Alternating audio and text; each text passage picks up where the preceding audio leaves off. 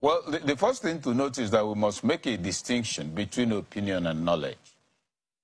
If you have malaria and you're familiar with chloroquine, nobody will tell you it's not something you will allow near your mouth under any circumstance. But because you have malaria, you swallow it. You even thank the person who gave it to you.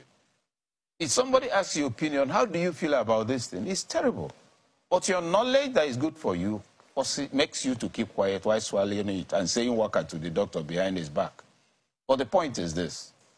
Are many of the decisions he has taken now correct? My view, as economic decisions, my answer is yes. Are some of them likely to lead to positive transformation? My answer is yes. Do they have consequences? My answer is yes. Positive, yes. Are there some of them that may be questionable, in which the opposition is justified in saying we don't like this? The answer is yes. This is leadership, this is power politics, this is national development, this is citizenship survival. If Tinubu's decisions in the last 4 weeks are perfect, then he should be removed as president. That means he's not human. It is only in the process of play that you can fall down and get the ball again.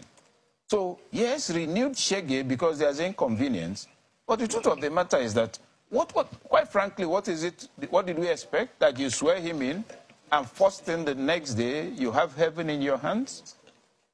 In a country like this, where a lot of things are wrong, where practically nothing is working. So let's make a distinction in this matter.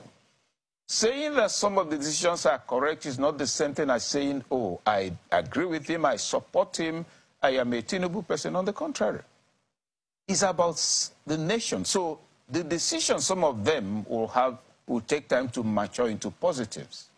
Now, the opposition has a duty to continue to pick on the government, because it is by knocking it on all sides that it will remain on the straight track. So jobs are defined in these matters.